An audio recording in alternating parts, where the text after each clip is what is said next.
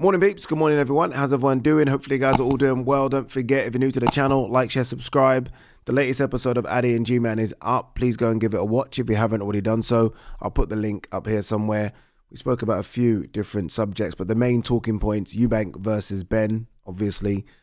Boots versus Virgil. Fingers crossed that happens next year. And Clarissa Shields getting the bag, securing the bag. I don't know if you guys know about that story, but Clarissa Shields has just signed an $8 million deal with Dimitri Salita.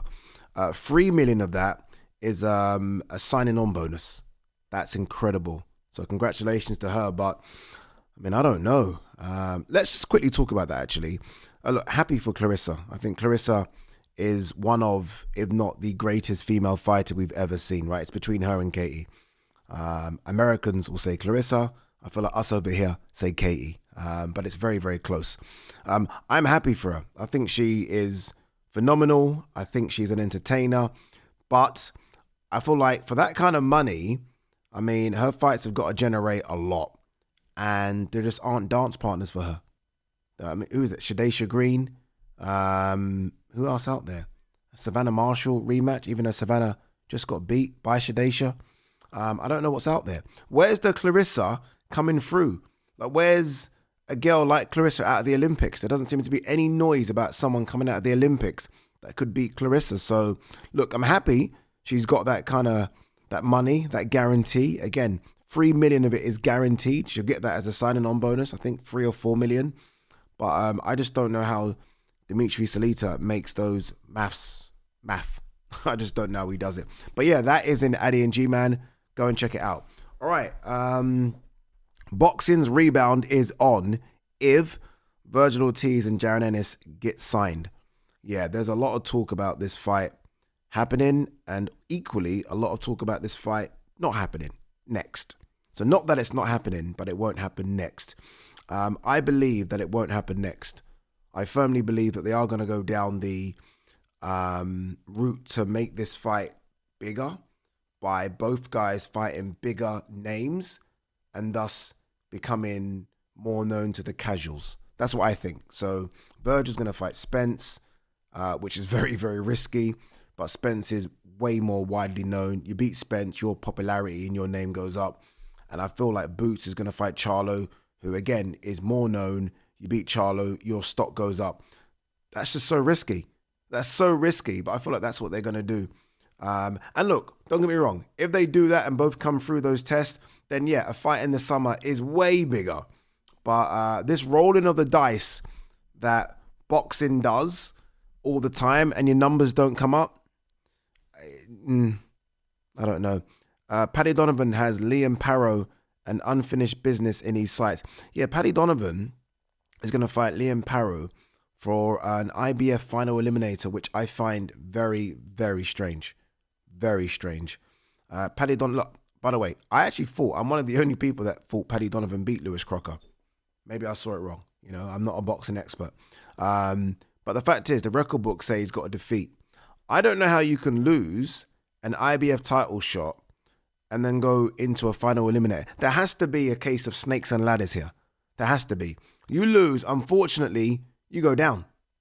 And then you have to work your way back up again. That there must have been guys that are number 3 and 4 waiting for their opportunity. I don't know how you're Paddy and you get an opportunity to fight for the right to fight Lewis Crocker again. Doesn't make sense. It's not fair. That being said, I like the fight. I like Paddy Donovan a lot. I think he has the beating of Liam Parrow. I think he's got the beating of Lewis Crocker. I do. I just don't know what happened on the night. So I'm not mad at it, but I just don't think it's right for the guys that sit 3, 4, 5, 6. They're like, well, 1 second. What's going on here? This guy had his shot and now you put him in a final eliminator? What, because he's got name value? It's not fair. It's not fair at all. Chris Eubank Jr., CONOR BENN 2. What more is there left to see? More carnage? More brutality? That first fight was so good. It was so good. You can understand why these guys have got it on again. I've said the build-up doesn't feel the same. I was at the Grand Arrivals yesterday. It felt like it was starting to spark a little bit. Like people are like, okay, cool, this is actually happening on Saturday. But yes, it does feel different. Of course it's going to feel different. We've seen it already. The first fight was just insane. And I'm not talking about the fight, just the build-up was insane. So, I mean, if we're comparing it to that, then clearly, I mean, it's like comparing Rocky 1 to Rocky 2. I mean, Rocky 1 was the story. Right? Rocky 2 was like, oh, we've seen Rocky 1 already. But look, I think it's still going to be another good fight. I think both guys are going to come out throwing. I think we might see a bit more boxing. I do wonder if Bomac being added to CONOR BENN, to Eubank's team, brings a sense of sort of calm and Eubank listening to him. Eubank listens to no one. Eubank's his own boss, but I do feel with Bomac there, he's almost forced to listen because that's Bomac who trains the best fighter in the world, and the best fighter in the world listens to him. So there's a bit of that. I struggle to pick a win. In fact, that's a lie. I think Eubank is the favorite, but I do feel like this fight has, I don't know, like Conor seems a bit more confident. Conor last time out at a heavier weight, and he was heavier. I know he's fought at 154 before, but he was a lot heavier than he's ever been, or at least heavier, not a lot heavier. So I think he knows now that, okay, I can go 12 rounds at that pace, at this weight. That's experience that he's now banked. He would have felt everything that Chris could throw at him, all the size, all the power, all the strength. I'm dealing with all the issues going into the first fight, all the mind games. He's now dealt with that. He's a lot stronger because of that, right? He seems to be able to blank a lot of that out now. For Chris, my concerns for Chris are, you're 36. You took a lot of damage in the first fight. Yes, you won it, but at that age, it just takes longer to recover from that type of damage. How many more of those beatings can you take? Conor's relatively fresh, so Conor's not taken. That was Conor's hardest fight. Chris has had a couple of those now.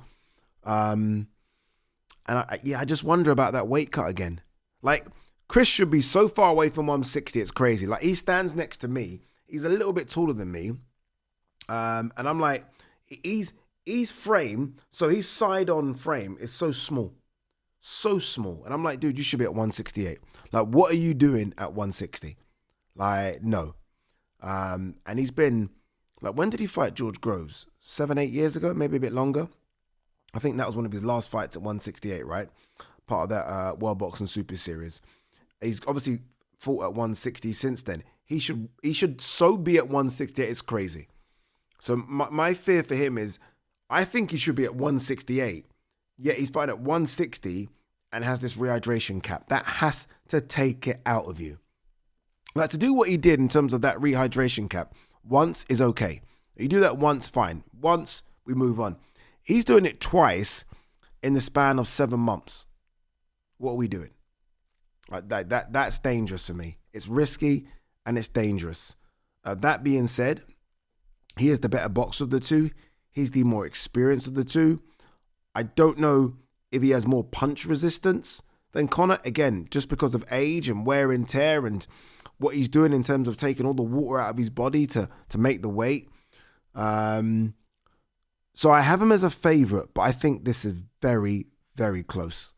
Very close. Like, I've said that if Conor almost doesn't start like a crazy madman like he did and just sort of has energy in the last 4 or 5 rounds, then he will come on so strong. Just because he's younger. This isn't a case of me picking Conor over Eubank. He's just younger. It's a young man's game. It's a young man's game. Although Usyk and Crawford and Bivol and Beterbiev will tell me elsewise. But it's a young man's game. So look, I think Eubank will get it done, but I would not be surprised if Conor nicks this.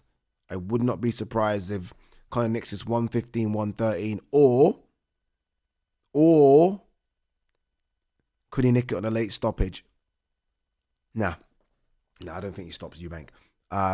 So, gun to the head, I'm saying Eubank favourite. This is very much me fence sitting. Eubank favourite. Wouldn't be surprised if at 11:30 I'm speaking to Bellew and Frampton and saying, wow, Conor Benn just beat Eubank. Do you know what I mean? Does that make any sense? Or is that me just fence sitting a little? Probably is fence. Guys, I've got to fence it a little bit. I'm seeing both guys in about an hour's time. That's a lie. 3 hours time. And then I've got to see him at the presser, see him at the weigh-in. And, they start to give me a little shit for saying you picked him and you picked him. So Chris favourite, Conor could nick it. We leave it as that. Undercard fights are incredible, by the way. And I really do mean that. I think in terms of the implications of a couple of those undercard fights, like Sam Gilly versus Ishmael Davis. Ishmael, regardless of how he's lost three in a row. You can't lose 4 in a row. You lose 4 in a row, big problems. Big problems. Everything changes, doesn't it? Your money goes down. It just doesn't look good. 4 in a row just doesn't look good. That being said, he is fighting a good kid in Sam Gilly, who is the current, what is he, the British or Commonwealth? He's one of those two, right? But look, British and Commonwealth titles on the line. That's a good fight. Eko Usman versus Jack Catterall. Stylistically, it might not gel. It might be all over the place, this one, but that's a good fight in the welterweight division, which is open for business. The welterweight division's open for business. The winner of this, will honestly look at Lewis Crocker, Barrios, Rolly Romero and think, I'll take them. I'll fight them. Haney-Norman winner's a different kettle of fish, I think. But the winner of this should think that.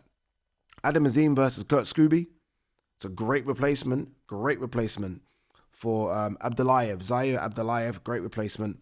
And them two have had a bit of heat in the hotel they're staying at, so they've gone back and forth a few times. So, yeah, look, I like it. And then, obviously, Tommy Walsh versus Richard Riakpo. I'm not mad at this. I'm not mad at it. Yes, we all want more. I get it. We all want more. I want fucking more like you guys. But I'm not mad at it. Oscar De La Hoya, big-time boxing and returning to the US in 2026. Yeah, there's a number of fights that can really kickstart it. But the two, obviously, we just spoke about Boots versus Virgil. That's obviously the big kickstarter. Even the semi-finals are big. But I think the big one really is Teo versus Shakur. If that was to happen at 140. I mean, by the way, Devon versus Norman, that's a big one. Obviously, that doesn't kickstart 2026. That happens now. Benavidez Yard's a big one. Although not two Americans, that's a big one. So there are a number of big fights. The boxing is dead in America thing's bullshit. Like, it's not dead. It's just not flourishing right now. But it can flourish with the matchmaking that looks like it's going to happen. It can. We'll end on this one because time is against us, people. Erikson Luben vows, I'll be back. I'll be better at middleweight. You won't. And look, I like Luben a lot. I actually had Virgil as a big favourite, but I thought this fight could get very tricky for Virgil because Erikson Luben's just a slick boxer. Punch resistance is gone. And it's even more dangerous at middleweight. It really is. I mean, Virgil's a big puncher, don't get me wrong, but ultimately the guys at middleweight are just bigger. The guys at middleweight are coming down from, I don't want to think of what these guys are weighing and cutting weight to. And they're just going to be so much bigger. Erikson's not the biggest 154 pounder. So him and his team, Erikson's got to really think hard about what to do next year. Like really, no knee-jerk reaction like he's done now, like I'll see you at middleweight. No, really think about it. Because yeah, that like the punch that kind of really started all the problems in that fight, I didn't think was a big one. Obviously, there's one where Virgil kind of pushes his glove down and really hits him. That one limps him. But there's a punch before that which pushed him on the ropes, which I actually didn't think was a big power shot. Sorry, I don't think Virgil put everything into it, and that one limped him. So yeah, he's got to really think about what he wants to do next. I like him a lot, Erikson, but I don't know, man. I don't know what a jump to middleweight will do. I don't believe it's a weight cutting problem. I think it's a punch resistance problem, not due to a lack of fluids. I just think your punch resistance is gone. Could be wrong.